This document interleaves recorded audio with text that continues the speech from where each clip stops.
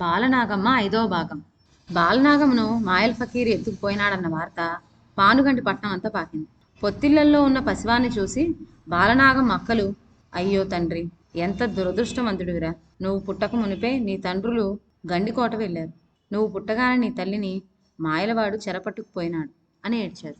పానుగంటి పట్నంలో ఉన్న కాపులు, కర్ణాలు, కమ్మ, బెలమదోరలు సభ చేసి తమకు తెలియకుండా మాయల్ ఫకీరు వచ్చి వెళ్ళినందుకు చాలా అవమానపడ్డారు. గండికోటకు కబురు పంపాలని తీర్మానించారు. కానీ మనుషుల్ని పంపితే ఈకీ కారణ్యాలు దాటి ఎప్పటికి పోను. అందుచేత డేగలను పైకి తీశారు.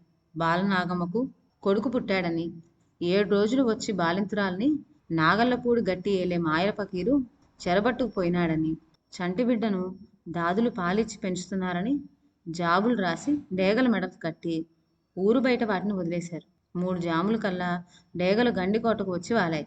జాబుల్లో ఉన్న వార్త వినగానే 7 అన్నదమ్ములు కత్తులు దూశారు. వారి వెంట 12,000 సైన్యం ఉన్నది. 200 ఫిరంగులున్నాయి.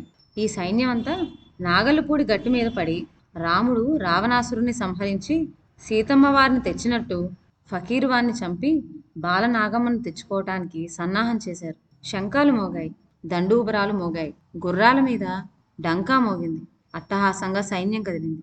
పులిరాజు పట్నము, గంగావాది పట్నము దాటి 4వ రోజుకు సైన్యం నాగల్లపూడి గట్టు చేరి కోట 4 వైపులా ముట్టడించారు. గడియ పొద్దెక్కేసరికి ఫిరంగులు బారు చేసి 3 వరుసలు కాల్చారు.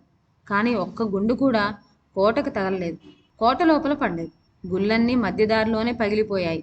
కోట గోడకున్న ఇంత సున్నపు బెతికైనా ఊడలేదు. ఫకీరువాడి మహిమ. ఇన్ని ఫిరంగులు 3 రోజులు పేల్చినా కోట గోడల మీద మనుషులు కనిపించకపోయే వరకు కోటలో అసలు మనుషులున్నారా అని రాజులకు సందేహం కలిగి బురుజులకు నిచ్చెనలెత్తించి కొందరు మనుషుల్ని గోడలపైకి ఎక్కించారు. కోట లోపల ఎక్కడా ఒక్క మగ పురుగు లేదు. ఫకీరు చెరపట్టి తెచ్చిన ఆడజనం అక్కడక్కడా కనిపించారు. చివరకు మసీదు బయట పట్టమంచం మీద పడుకొని చల్లగాలికి నిద్రపోతున్న ఫకీర్ కనిపించాడు. వాణ్ణి చూడంగానే ఫిరంగులను గిలకల మీద బురుజులు పైకి ఎత్తించారు. ఈ లోపుగా గాండ్ల సంగు కోటగోడల మీద మనుషులను చూసి, లేవరా ఫకీరు, నీ పొగర అంచడానికి శత్రువులు వచ్చారు, నిన్ను హతమారుస్తారులే అని నిద్రలేపింది. కానీ ఫకీర్ లేవలేదు. గరిటె ఎర్రగా కాల్చి అంటించినా కూడా గుర్రు పెట్టి నిద్రపోతూనే ఉన్నాడు. రాజులు ఫిరంగులు బారు చేసి మాయల ఫకీర్ మీద పేల్చారు. ఏవో నల్లులు కుడుతున్నాయి అనుకొని ఫకీర్ లేచి చూశాడు. శత్రువులు వచ్చారని కనుక్కున్నాడు. వెంటనే బాలనాగమ్మను తీసుకొని మసీదు పైకి ఎక్కాడు. బాలనాగమ్మ మసీదు పైనుంచి తన భర్తను, బావగారులను, వారి సైన్యాన్ని చూసి పెద్ద పెట్టున ఏడ్చింది. అది చూసి ఫకీరు, ఎందుకే ఏడుస్తున్నావు? వీళ్ళు మనల్ని ఏమైనా చేస్తారనుకున్నావా? మనకేం భయం లేదు, నా దెబ్బ చూడు అంటూ ఒక లాఠీ తీసి దాన్ని మంత్రించి పంపాడు. అది కోట దాటిపోయి శత్రువులతో యుద్ధం చేయసాగింది. దాని దెబ్బకు తట్టుకోలేక సైనికులు పారిపోసాగారు. లాఠీ 300 మందిని చంపి ఫకీరు చేతికి తిరిగి వచ్చింది. ఇప్పుడు మనం స్వయంగా వెళ్ళి లడాయి చేస్తాం అంటూ ఫకీరు కులాయి పెట్టి కంబల్ నడుముకు చుట్టి కర్ర చేత పట్టి గుప్పెడు విభూతి తీసుకొని యారే అల్లా, యారే ఖుదా అనుకుంటూ తూర్పు దర్వాజా గుండా కోట దాటి శత్రు సైన్యాల మధ్యకు వచ్చాడు. తక్షణం 1200 సైనికులు ఫకీర్ను చుట్టుముట్టి ఏ కండ కాకండ నరికేశారు. మరుక్షణమే వాడు ఇంకొక మూల పుట్టాడు. అక్కడ కూడా వాని తల కొట్టేశారు. ఈ విధంగా వాని నరుకుతూనే ఉన్నారు. వాడు మళ్ళీ పుడుతూనే ఉన్నాడు. ఆఖరుకు సైనికులు విసిగి వాన్ని చంపి దహనం చేసి బూడిద ఎత్తి చెరువులో పోశారు. చెరువు నీటిలోంచి ఫకీర్ లేచి వచ్చి, ఒరే, ఇంతవరకు లడాయి మీది, ఇక మా లడాయి చూడండి అని చేతిలో విభూది అన్ని వైపులు చల్లాడు.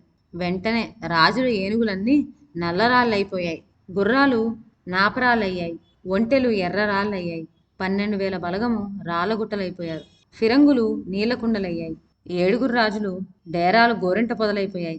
7 రాజులు పుట్టలైపోయారు. రాజులు వెంట వచ్చిన 3 మంత్రులు శిలలైనారు.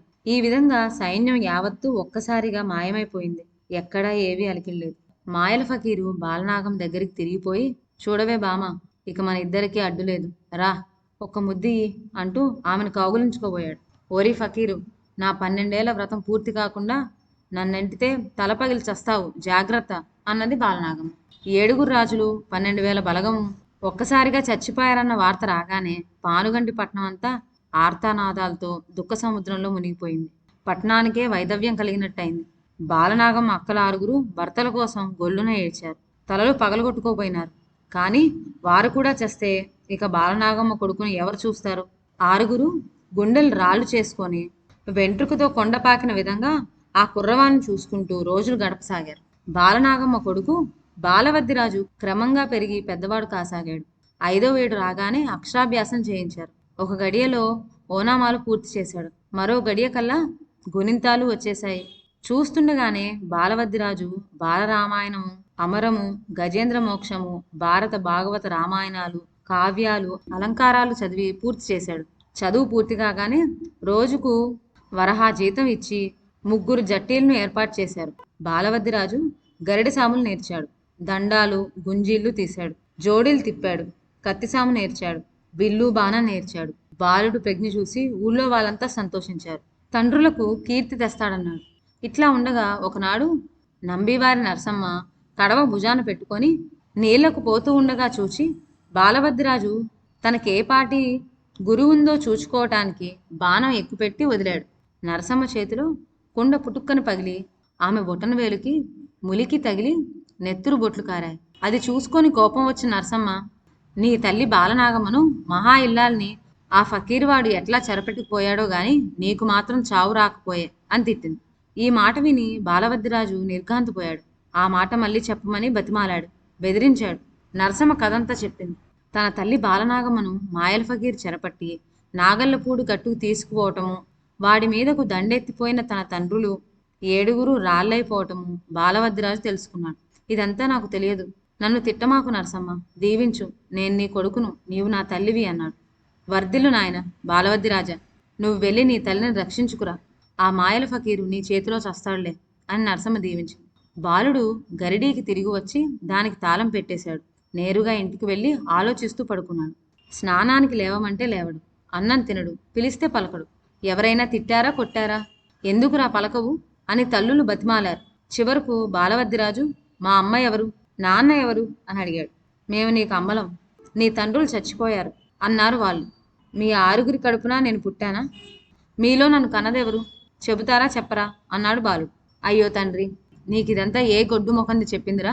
పిల్లల్ని కన్న తల్లి ఎవరితైనా చెబుతుందా అని వాళ్ళు శాపనార్థాలు పెట్టుకోసాగారు. ఒకరిని ఎందుకు తిడతారమ్మా?